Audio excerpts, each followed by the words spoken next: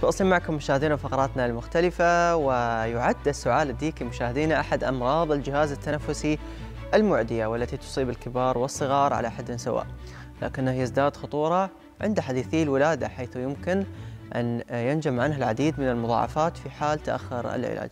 حول أسباب سعال الديكي عند الأطفال وطرق الوقاية والعلاج نتحدث أكثر عن هذا الموضوع ونسلط الضوء من خلال ضيفتنا في الاستوديو الدكتورة نورة الدوسري، طبيب عام. صباح الخير دكتورة، حياك الله معنا في صباح النور. الله يعطيك العافية دكتورة. الله يعافيك دكتورة، أول شيء يعني أبغى أعرف سبب تسمية السعال هذا بالسعال الديكي، ليش؟ طبعا التسمية في العربي غير عن التسمية بالإنجليزي. بالعربي اسمه السعال الديكي وبالإنجليزي اسمه ووبينج كوف.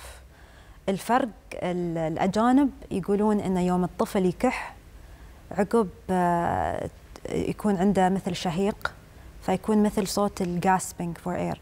بالعربي يقولون إنه كأنه يعني يسوي صوت الديك في الشهيق. جميل جميل. حلو. طبيا نتكلم عنه بشكل أكثر. شو هو السعال الديكي؟ السعال الديكي أو الشاهوق هو مرض بكتيري معدي جدا عند الأطفال وعند البالغين. والسبب هو بكتيريا اسمها بورديتيلا بيرتاسيس. أول ما اكتشفوه كانت في العصور الوسطى، طبعا الخطورة كانت أكبر في هذاك الوقت. الحين تطور الزمن وعندنا التطعيمات اللي هو الدي تاب. هالتطعيم يحمينا من 3 أمراض منهم السعال الديكي. يعني ذكرت في المقدمة أنه ممكن يصاب الكبار كذلك. صح دكتورة، ولكن خطورته عند الأطفال أكثر. إذا تكلمنا عن الأطفال من أي عمر لأي عمر ودرجة الخطورة؟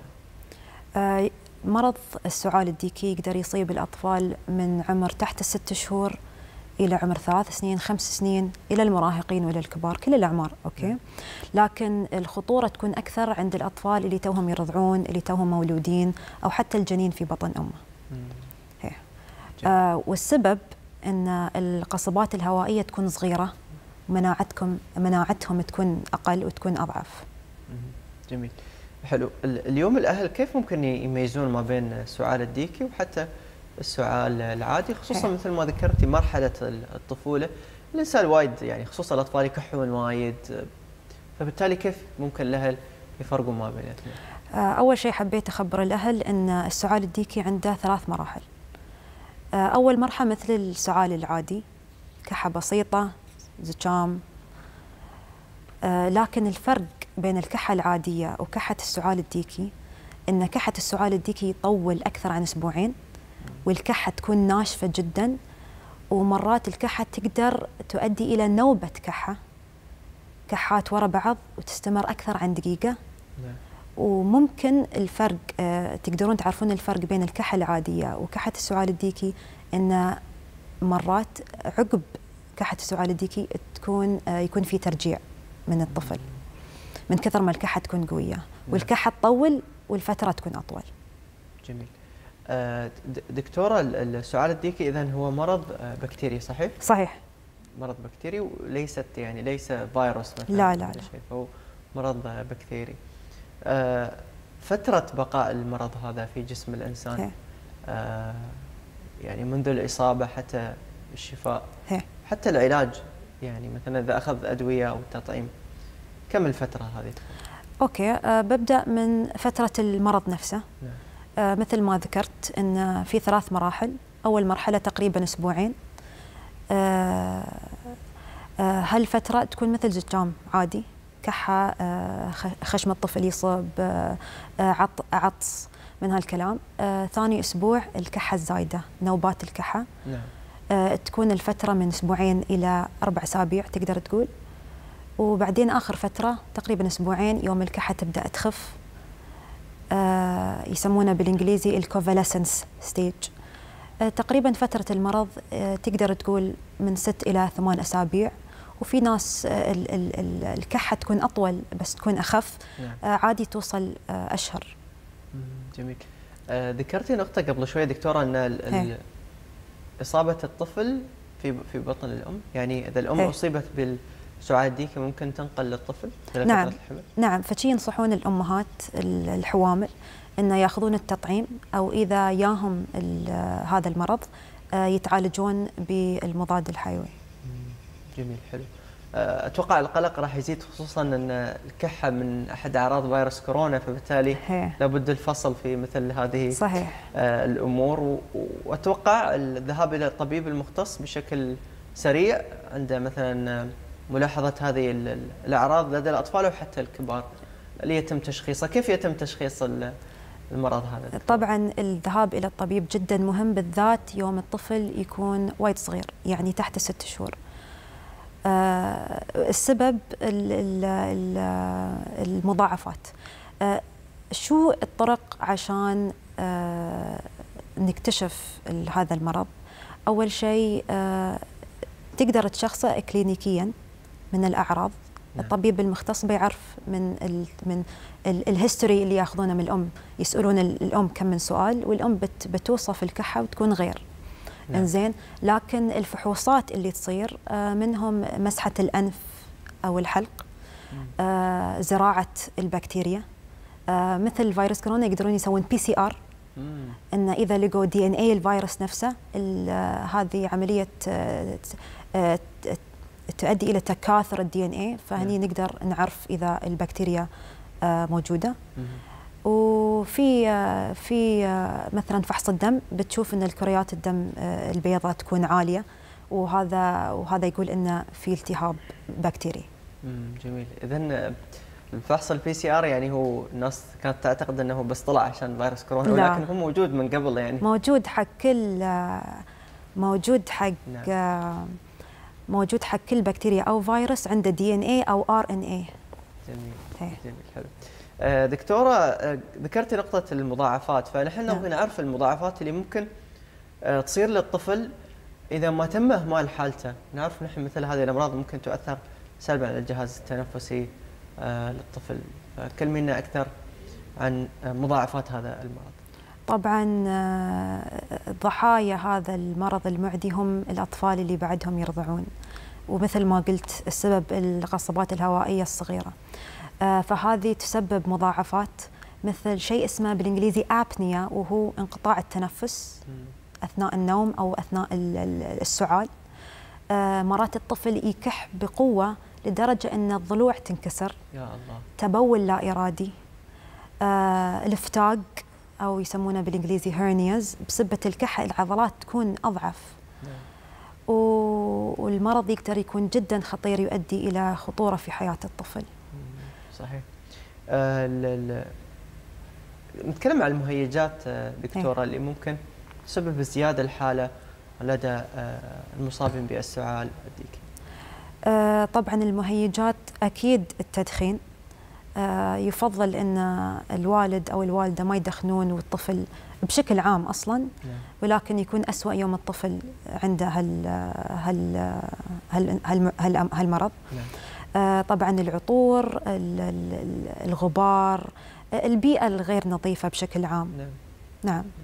دكتورة، المرض يعني هذا من ضمن التطعيمات اللي ياخذها الطفل وهو صغير، ولا يعني لازم يكون مثلا في اعراض عشان ياخذ تطعيم ضد السعال ديك؟ لان نحن صغار اخذنا مجموعة من التطعيمات. هل هذا التطعيم من ضمن هذه التطعيمات؟ هي نعم. مثل ما ذكرت التطعيم اسمه الديتاب. هالتطعيم يضمن 3 أمراض، 3 بكتيريا، اللي هو الديبثيريا والتيتانس والبرتسس. البرتسس هو مرض السعال الديكي. فالطفل ياخذ، البيبي الصغير ياخذ من عمر 2 4 شهور 6 شهور، وتكون جرعات متتالية، وحتى يوم يكبر يحتاج شيء اسمه بوستر لتقوية المناعة من بهالتطعيم. اتوقع اغلبنا ما اخذ هاي الجرعه اللي هي في الكبر. دكتوره، بنتكلم شويه عن يعني فتره العلاج بعد، يعني اذا ما اكتشفت الام مثلا الطفل مصاب كذا راح ياخذ التطعيم بعض الادويه، ولكن بعض الامهات ممكن يعني اذا نبغي ننصحهم او شو ممكن كيف يتعاملون حتى مع الطفل في المنزل، يعني بعض المهدئات او بعض الاشياء اللي ممكن تهدئ الطفل عشان نوبات الكحه هذه. أول شيء جدا مهم أن الأم تلاحظ طفلها وتشوف الأعراض الموجودة، لأن وايد خطير إذا الأم ما ودت الطبيب. نعم. يفضل أن الأم توديه في أسرع وقت ممكن، لأن المضاد الحيوي يشتغل أحسن في بداية المرض، تقريبا أول أسبوعين إلى 3 أسابيع. صحيح. وبعدين إذا المضاد الحيوي ما استعملناه في بداية المرض، بنحتاج شيء اسمه supportive treatment، يعني مثلا اللي هو الرطب، الماء وملح، من هالكلام. لكن الطفل الصغير، البيبي الصغير، مرات يحتاج يترقد في المستشفى لأن الترجيع يسبب جفاف، فبيحتاج مغذي. ونقدر نشجع الأمهات ونخبرهم أن شربوا عيالكم سوائل خلال هذا المرض لأنه بينشف. وإذا حسيتوا أن الطفل ما يستجيب للأكل، ودوا الدكتور وبيعطونا مغذي. جميل. نتكلم عن سبل الوقاية يا دكتورة، يعني الوقاية من هذا المرض كأمهات يعني لحماية أطفالهم، ونحن بعد كذلك كبار ممكن نكون معرضين للإصابة مرة أخرى بهذا المرض. طبعا أفضل وقاية هو التطعيم. في كل مرض معدي أفضل وقاية هو التطعيم. وبالنسبة للكبار، إن إذا حسيتوا ترى دائما هالمرض المعدي الطفل ياخذه من الكبير. فالكبير يحاول يعرف الأعراض الموجودة ويعالج نفسه قبل لا يكون مع طفل صغير.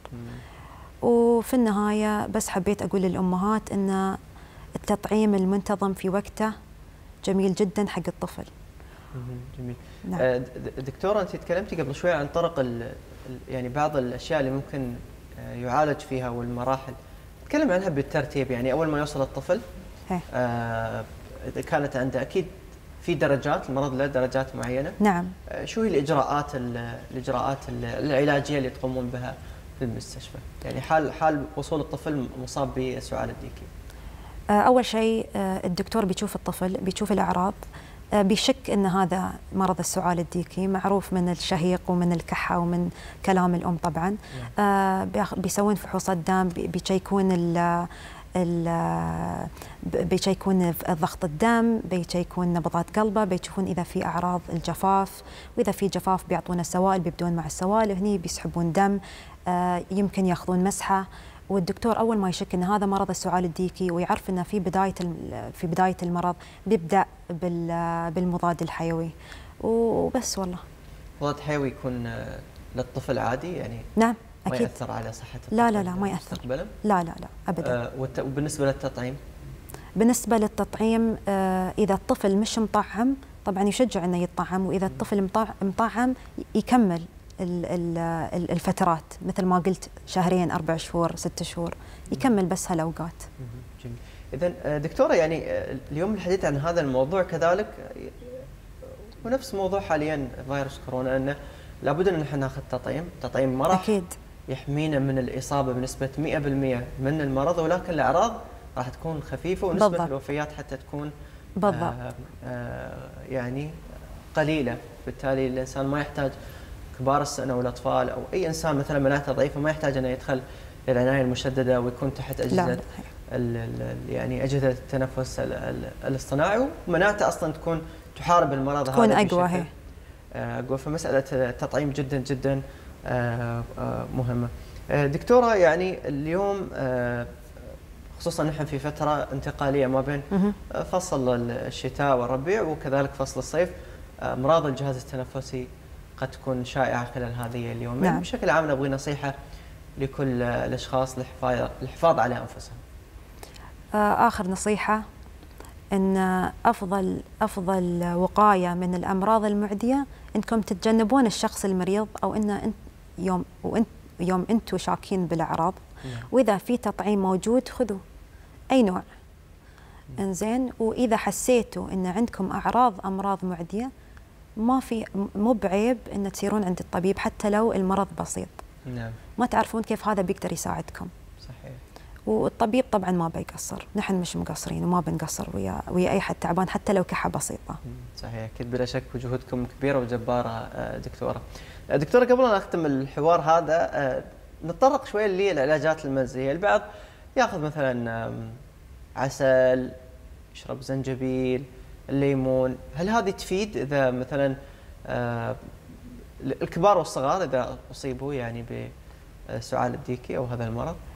نحن في الطب أكيد بنشجع المريض يجرب أي طريقة عشان الأعراض تكون أخف. نعم. ولكن ما أقدر أقول أن العسل يشفي من المرض.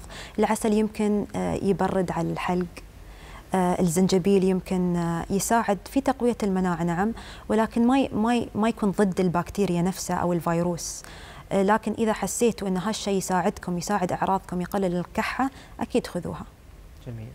شكرا لك دكتورة، يعطيك العافية. الله يعافيك. شكرا على هذه المعلومات القيمة، ما قصرت. العفو. الله يحفظك يا رب.